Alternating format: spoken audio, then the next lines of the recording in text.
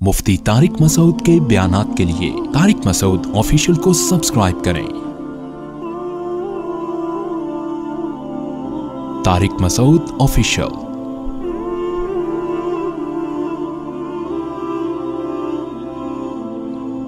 पैसा आना कामयाबी है। अगर कामयाबी होती तो पैसे, जिसको पैसा मिला वो नाकाम क्यों हो गया? कारून नाकाम क्यों हो गया? अगर हुकूमत मिलना कामयाबी होती तो फिरौन दुनिया का सबसे कामयाब इंसान होता, हालांकि वो दुनिया का सबसे नाकाम इंसान है। तो पूरी दुनिया में ये चीज कॉमन है, पूरी दुनिया में, हिंदू में भी, ईसाई में भी, मुसलमानों में भी, सिखों में भी, सुबह से लेके दोपहर, दोपहर से लेके शाम, शाम से लेके रात, रात से लेकर सुबह, सेहत अच्छी, पैसा और इज्जत, बस इसी के पीछे पागल हो गया इंसान। पागल का लफ्ज हल्का है, बावला हो गया। बावला समझते हैं? ये पागल की सुपरलेटिव डिग्री है। हमें अपने बारे में तो पता होना चाहिए ना हम क्या हो गए हैं। तो पागल की सुपरलेटिव डिग्री है, बावला। और हकीकत यह है कि जब अपने हालात में इंसान गौर करे, लोगों से मिले, तो ऐसा ही लगता है कि दुनिया को मुसाफिर खाना समझना, बोलो, छोड़ दिया। सुबह शाम मौतें देख रहे हैं। अभी एक साहब आए हुए थे, उन्होंने बताया कि कुछ प्रोजेक्ट चल रहे हैं कराची में, अरबों रुपए की मालियत के होंगे वो। तो जो ओनर था ना, जो मालिक था, बहुत अरबपति, बहुत पैसा है लोगों के पास। अच्छा, ये बात मुझे जो साहब बता रहे हैं वो बैंक के मैनेजर हैं, जाहिर है उनके सामने अकाउंट की पूरी डिटेल मौजूद होती है। उन्होंने नाम नहीं लिया मुझे, क्योंकि ये तो इल्लीगल है ना, नाम नहीं लिया, बस बताया कि कराची का एक बड़ा ताजिर है। मुझे उन्होंने कहा कि उससे मैं आपकी मुलाकात करवाऊंगा, कुछ बातें पूछनी है, उसने पूछनी है या आपने उसको कुछ नसीहत करनी है। अजीब बात आप देखें, दोबारा मेरी उन साहब से जब मुलाकात हुई तो उन्होंने कहा कि उसका इंतकाल हो गया।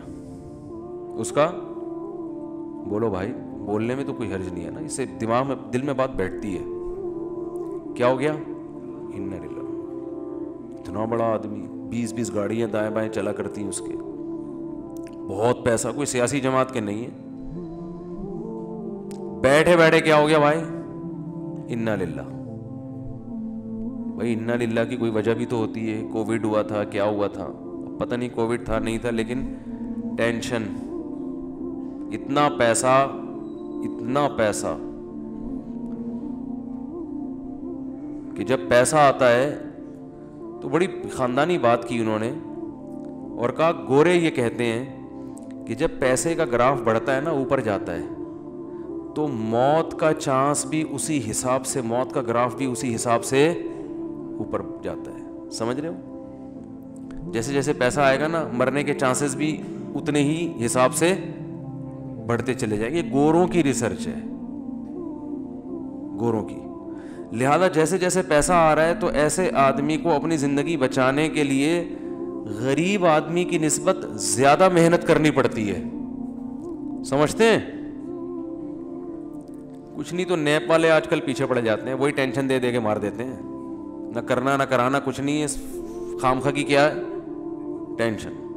बिला वजह आके पूछेंगे कहाँ से आ रहा है, किधर जा रहा है, क्या कर रहा है, क्यों कर रहे हो, ये हिसाब दो, वो हिसाब दो। आखिरत के हिसाब से पहले ही इतना हिसाब शुरू हो जाता है, वैसे ही एक दिमाग में टेंशन। तो बात मैं ये अर्ज कर रहा था कि इतना बड़ा ताजिर और बैठे बैठे इन्ना लिल्लाही व इन्ना इलैहि राजिऊन, ये है दुनिया। इट इज कॉल्ड दुनिया।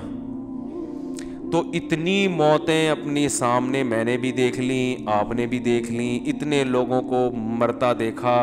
और मौत ऐसी जालिम चीज़ है, वो ये नहीं देखती कि आपकी बच्ची की अभी शादी होने वाली है, आप अभी पहली या दूसरी की तैयारी कर रहे थे, आपकी अभी जॉब लगी है, तनख्वाह का पहला दिन है आपका, आपका बेटा अभी जवान हुआ है, یا یہ کہ آپ کے ابا کو آپ کی ابھی ضرورت ہے, یا معاشرے کو آپ کی ابھی ضرورت ہے, کچھ بھی نہیں دیکھتی. کوئی بھی کسی بھی ٹائم پہ مر سکتا ہے. میں اکثر اس موقع پہ ایک واقعہ بیان کرتا ہوں. ہمارے ایک دوست تھے عالم, بڑے مالدار بھی, اکلوتے بیٹے اپنے والد کے. انہوں نے پڑھا لکھا کے ان کو عالم بنایا, بہت پیسہ خرچ کیا اور ہر لحاظ سے ان کو بے فکر کر دیا. وہ تھے بھی بڑے ذہین اور بڑے پرہیزگار, اور بہت خوبصورت بھی تھے. ساری چیزیں جمع ہو جائیں, دین کی خدمت کا جذبہ بھی, دین کا مضبوط علم بھی, خاندانی اعتبار سے بھی, اور ینگ بالکل. تو ہمارا جب ہم طالب علم تھے, ہم نے کہا یار اللہ ان سے بہت کام لے گا, یہ بہت کچھ بڑے بنیں گے یہ. تو ہائی روف میں کہیں جا رہے ہیں پیچھے بیٹھے ہوئے, تو کچھ اوباش قسم کے لڑکے کراچی میں, وہ ریوو یا ویگو ٹائپ کی کوئی گاڑی تھی بڑی, اس میں غلط اوورٹیک کیا ان لڑکوں نے اور ہٹ کیا. آن دا اسپاٹ ان کی ڈیتھ ہو گئی. اچھا, ایک رات پہلے میرے سے گپ شپ ہوئی, بہت اچھی گپ شپ ہو رہی ہے ہماری, اور گپ شپ بھی کیا ہو رہی ہے بہت معذرت کے ساتھ, میں ان کو دوسری شادی کی ترغیب دے رہا تھا. میں نے کہا آپ کے پاس اتنا پیسہ ہے, آپ خوبصورت بھی ہیں ماشاءاللہ, علم بھی آپ کے پاس بہت ہے, تو آپ کو چاہیے کسی بیوہ سے دوسری شادی کر لیں. بیوہ سے میں ترغیب دے رہا تھا ان کو. انہوں نے کہا یار میری گھر والی راضی نہیں ہے, میری وائف میری پھٹے کر رہی ہے, میں نے بات چلائی ہے, ایک دن پہلے بھی ہوئی تھی نا, تو بات چلائی ہے, بڑا مسئلے ہو گئے, یہ نہیں ہو سکتا, اٹ ازنٹ پاسبل وغیرہ وغیرہ. آج کل نہیں. میں نے کہا بھائی دیکھو, میں نے ان کو یہ سمجھانے کی کوشش کی کہ آپ اگر مر جاتے ہیں تو آپ کی بیگم بیوہ ہو جائے گی, وہ ساری زندگی بیٹھی رہے گی پھر ایسے ہی. تو اس چیز کو معاشرے میں پروموٹ کریں. میں نے کہا آپ بھی مر سکتے ہیں, میں بھی مر سکتا ہوں, کوئی اور بھی مر سکتا ہے, تو جو حالات دوسری عورتوں کے وہ ان کے ساتھ ہو جائیں گے. تو آپ اس کی بنیاد رکھ لیں تاکہ اللہ نہ کرے آپ مرتے ہیں تو کوئی آپ کی بیوہ سے کر لے, آپ کے بچوں کو کوئی سرپرست مل جائے گا. 2-3 بچے تھے ان کے, کوئی سرپرست مل جائے گا آپ کے بچوں کو, کوئی جو ہے وہ. اور ظاہر ہے کہ خاندان میں ہی کرتا ہے نا, یعنی خاندان والے کریں تو ٹھیک ہے, غیروں میں تھوڑی بچے جا سکتے ہیں. تو میں نے کہا ہمت کریں, بہت ہمت دلائی ہے جی, میں نے گھنٹہ لگا دیا ہوگا ان کے اوپر. پھر آخر میں کہنے لگے اس زمانے میں عدل بہت مشکل ہے, برابری نہیں ہو سکتی. میں نے کہا آپ کو اللہ نے پیسہ بھی دیا, آپ متقی بھی ماشاءاللہ ہماری رائے میں, اور لوگ بھی کہتے ہیں آپ پرہیزگار آدمی ہیں. آپ کے جو پورے خاندان سے دین کے معاملے میں ٹکر لینے کے واقعات بھی مجھے معلوم ہیں. ان کے بڑے واقعات تھے کہ ایک دفعہ ان کو کہیں شبہ ہو گیا کہ میرے والد کی جو کمائی ہے اس میں کچھ شبہ ہے, تو وہ گھر سے بائیکاٹ کر لیا انہوں نے کہ میں نہیں کھاؤں گا. پھر وہ پتہ چلا نہیں ایسا نہیں ہے. میں نے کہا آپ نے کئی موقع پہ دین کے معاملے میں پورے خاندان سے ٹکر بھی لیا ہے, تو اس کا مطلب آپ میں حوصلہ بھی ہے. اس کے باوجود بھی اگر آپ عدل نہیں کر سکتے تو پھر میں نے کہا یہ قرآن سے 4 شادیوں والی آیتیں نکال دیں, یہ ایسے ہی اللہ نے نازل کر دی ہیں, دنیا میں کوئی بھی عدل کر ہی نہیں سکتے. تو اللہ نے بس جنرل نالج کے لیے بتا دیا کہ 2 بھی کر سکتے ہو مجبوری میں, لیکن پریکٹیکلی یہ ممکن نہیں ہے. تو ویسے ہی آ گئی. میں نے ان کو سمجھانے کے لیے, ہنسنے لگے, مانے پھر بھی نہیں. میں نے دیکھا ہے کہ جب میں دلائل کے انبار لگاتا ہوں لوگ ہنستے ہیں, مجھے پتا ہوتا ہے مانیں گے پھر بھی نہیں, بس ہنستے ہیں مسکراتے ہیں, ویل ڈن, زبردست دلائل آپ کے, السلام علیکم, جا رہا ہوں. ایسا ہی ہوا. اگلے دن 12 بجے مجھے خبر آئی کہ ان کے ایکسیڈنٹ میں انتقال ہو گیا. اف, مجھ پہ بڑی قیامت گزری. ان کے گھر والوں کا, ہمارے گھر والوں کے پاس فون آیا کہ وہ رات آئے تھے اور کہنے لگے کہ میں بھی یہ کرنا چاہتا ہوں, کسی بیوہ سے کر لوں گا. تو ظاہر ہے خواتین تو اس پہ رد عمل کرتی ہیں جو ایک نیچرل ہے بالکل. کہہ رہی میں نے اتنا ریئیکشن کیا کہ صبح جانے سے پہلے انہوں نے کہا کہ بے فکر رہو, میرا ارادہ نہیں ہے, خام خواہ ٹینشن نہ لو. اچھا, میں نے اب بات چل پڑی ہے تو ایسی اپنی نجی باتیں کرنی نہیں چاہیے, لیکن جب چل پڑی ہے تو بس اللہ کی طرف سے ہو گیا. یہ میرا کوئی ارادہ نہیں تھا ایسی باتیں. تو میں نے اس وقت تازہ دوسری کی ہوئی تھی اور بہت موسٹ وانٹڈ بنا ہوا تھا میں کہ جہاں ملے کوٹو اس کو پکڑ کے. میں ٹھیک ٹھاک ٹینشن میں تھا ان دنوں میں. تو ان کے گھر والوں نے ہمارے گھر والوں کو فون کیا کہ آپ کو جو غم پہنچا ہے نا کہ آپ کے میاں نے دوسری کی ہے, وہ میرے غم سے بہت کم ہے. آپ کے بچوں کے پاس باپ بھی ہے, آپ کی ایک سوگن آئی ہے. بس مجھے جو غم پہنچا ہے, میرے میاں رات کو بات کر کے گئے ہیں اور پھر ایگریمنٹ کیا نہیں کروں گا, تو میں تو سرے سے میاں سے ہی محروم ہو گئی. میرے ذہن میں یہ بات آئی کہ یہ اتفاقی واقعہ نہیں ہے, یہ کوئی اتفاقی حادثہ نہیں, یہ اللہ کی طرف سے مصلحت تھی اس میں, اور میں بیان بھی اسی وجہ سے کر رہا ہوں کہ مجھے اس میں بڑا سبق ملا. تو یہ واقعہ بھی ہے تقریباً 15 سال پرانا جو میں بیان کر رہا ہوں, 15 سال پرانا واقعہ ہے. تو وہی ہوا, 12 بجے دن میں کال آئی کہ ان کا انتقال ہو گیا, گھر والے ان کی وائف بیوہ ہو گئی, بچے یتیم ہو گئے. وہی پھر سب کو پتہ ہے ہمارے معاشرے میں دوبارہ شادی آسان کام بولو بھائی نہیں ہے, وہ ہوتی بھی ہے تو اس جیسا تو نہیں ملتا, دوسری کر رہے ہوتے ہیں. ہم جیسے جن کو لوگ ویسے ہی کہتے ہیں یہ ٹریک سے ہٹے ہوئے لوگ ہیں, یا وہ بہت ہی کوئی مکھنچو ٹائپ کے لوگ ہوتے ہیں وہ کر رہے ہوتے ہیں. کوئی شریف آدمی ابھی تک مجھے بہت کم لوگ نظر آئے ہیں, کم میں اس لیے کہہ رہا ہوں کہ 2-3 ہیں وہ کہیں گے یار ہمیں شرافت سے نکال دیا آپ نے. تو کوئی سمجھدار آدمی, کوئی عزت دار لوگ, کوئی وہ نہیں تیار ہوتے اس کام کے لیے. تو میں کہتا ہوں یار بس یہ سوچ لیا کرو کہ بیوی میری بیوہ بھی ہو سکتی ہے, اور عورتیں بھی یہ سوچ لیا کریں کہ میں بیوہ بھی ہو سکتی ہوں. اللہ جیسے دوسری عورتوں سے اللہ نے میاں کو چھینا ہے تو میرے میاں کو بھی اللہ مجھ سے چھین سکتے ہیں. تو معاشرے کی ایک ضرورت ہے. خیر یہ بات یہاں سے چلی تھی کہ جب ان کی انتقال کی خبر آئی نا تو میں بہت پریشان ہوا کہ یار ان کے والد نے ان کو اتنا پڑھایا, آج پھل کھانے کا وقت تھا, آج وقت تھا بھائی تاجر اپنے ایک بیٹے کو وقف کر دے, اب وہ عالم بنے, اب ماشاءاللہ دین کی خدمت کا موقع ملا, اور اللہ نے وہ خدمت ہی نہیں لی, پہلے ہی موت ہو گئی. اور موت بھی ایسے ہوئی ہے کہ ان کے لیے جو گاڑی ادارے نے رکھی تھی وہ گارڈ کے ساتھ, بڑی گاڑی کہ اس میں جائیں گے یہ, کیونکہ کراچی کے حالات بہت خراب تھے. تو ان کے والد نے کہا تھا کہ میرے بیٹے کو آپ جب بڑی گاڑی دیں گے اور گارڈ دیں گے, یہ نظروں میں آ جائے گا لوگوں کی, تو خام کی دشمنیاں بنیں گی. ان کو ہائی روف میں ایسی کھچاڑا سی گاڑی میں جس میں کوئی یہ سمجھے ہی نہیں کہ یہ کوئی بڑی شخصیت ہے, یہ کسی بڑے ادارے سے ان کا تعلق ہے. تو زندگی بچانے کے لیے ہائی روف کا انتظام کیا تھا, اور وہی ہائی روف موت کا ذریعہ بن گئی. اس لیے ہم کہتے ہیں زندگی کے اسباب اختیار ضرور کرو, صحت کے اسباب ضرور اختیار کرو, لیکن ہوگا وہی جو چاہے گا اللہ. جو سبب ہے وہی موت کا ذریعہ بن جائے گا اگر اللہ چاہے گا تو ان کو تو ہائی روف میں اس لیے بٹھایا تھا کہ تاکہ ہائی لائٹ نہ ہو, کراچی کے حالات خراب ہیں, لوگ یہ نہ سمجھیں کوئی بڑا آدمی جا رہا ہے, تو خام میں دہشت گرد نشانہ بناتے ہیں ایسے لوگوں کو. اور وہی ہائی روف, کیونکہ آگے بڑی گاڑی سے بڑی گاڑی ٹکرائے تو اتنا مسئلہ نہیں ہوتا. ہائی روف تو بیچاری ویگو کے سامنے کوئی حیثیت نہیں ہے نا اس کی. تو میں جو بات کرنا چاہ رہا تھا وہ یہ کہ میں بہت پریشان رہا کہ یار اس میں کیا حکمت ہے اللہ کی.